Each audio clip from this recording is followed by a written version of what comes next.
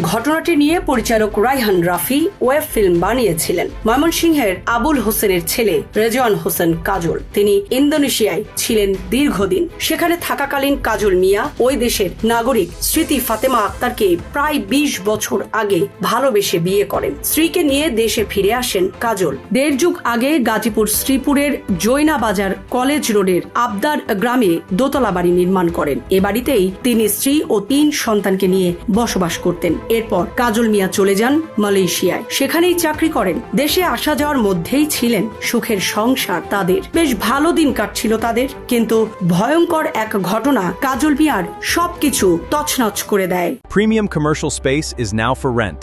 Featuring ample parking and excellent accessibility, this 4,200 square foot space is ready. Elevate your business and call us today.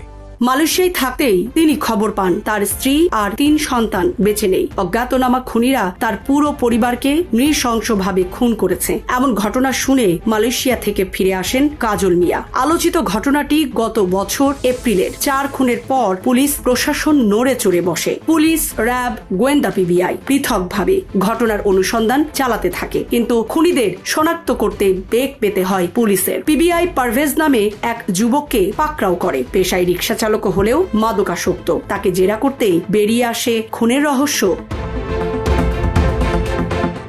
পারভেজের সঙ্গে ছিল আরো 6 জন। খুনের রাতে ছাদ থেকে দড়ি বেয়ে দোতলার ভেন্টিলেটর দিয়ে ঘরে ঢুকেছিল পারভেজ। পরে ঘরের ভেতর খাটের নিচে লুকিয়েছিল সে। তার দেওয়া তথ্যে অভিযান চালানো হয় বিভিন্ন স্থানে। র্যাব ইতোমধ্যে পাকড়াও করে এ ঘটনায় জড়িত আরো 5 জনকে। বেরিয়ে আসে খুনের আদ্যপান্ত। তারা এও জানায়, কোনো বাসায় চুরি ডাকাতি করতে চাইলে আগে থেকেই ওই বাসার ঘরে ঢুকে খাটের নিচে লুকিয়ে থাকে। এটি তাদের একটি কৌশল। গ্রেফতার হওয়া 5 জন হলেন গাজীপুরের শ্রীপুর উপজেলার আবদার গ্রামের রিকশা চালক মোহাম্মদ কাজিমউদ্দিন, একই এলাকার অটো রিকশা চালক মোহাম্মদ বশির, সুনামগঞ্জের ধরপাশা উপজেলার গাবি গ্রামের মোহাম্মদ হানিফ, একই জেলার দোয়ারাবাজার উপজেলার কাঠালবাড়ি গ্রামের শ্রমিক মোহাম্মদ এলাহি মিয়া ও ময়মনসিংহের ত্রিশাল উপজেলার ফকিরপাড়া গ্রামের ভাঙাড়ি বিক্রেতা মোহাম্মদ হেলাল।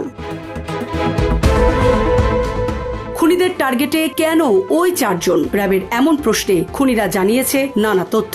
বলেছে, কাজল মালয়েশিয়া থেকে হুন্ডির মাধ্যমে প্রায় 20 থেকে 22 লাখ টাকা বাড়িতে পাঠিয়েছেন। এমন সংবাদের ভিত্তিতে কাজলের শ্রীপুরের বাসায় ডাকাতির পরিকল্পনা করে কাজিম ও হানিফ। পরে তারা আসামি বশির, হেলাল ও এলাহি সহ অন্য আসামিদের সঙ্গে পরিকল্পনা চূড়ান্ত করেন। তাদের সঙ্গে যুক্ত হয় কাজিমের ছেলে পারভেজ। তাদের আয়ের মাধ্যমে নেশা ও জুয়ার টাকা সংকুলান ছিল না, বিধায় তারা এ অপরাধে যুক্ত হয়। ডাকাতির পরিকল্পনা অনুযায়ী 23 এপ্রিল রাত 12:30টার দিকে প্রবাসী কাজলের বাড়ির পেছনে তারা সবাই জড়ো হন। পরে পারভেজ ভেন্টিলেটর দিয়ে, হানিফ গাছ ও পাইপ বেয়ে ছাদে উঠে সিঁড়ির ঢাকনা খুলে বাড়ির ভেতরে প্রবেশ করে। তারা বাড়ির পেছনের ছোট গেট খুলে দিলে কাজিম, হেলাল, বশির, এলাহি সহ কয়েকজন বাড়ির ভেতরে প্রবেশ করে। এরপর কাজিম ও হেলাল সহ 3 জন প্রথমে ফাতেমার ঘরে ঢোকে এবং কাজিমের হাতে থাকা ধারালো অস্ত্র দিয়ে ফাতেমাকে মেরে ফেলার ভয় দেখিয়ে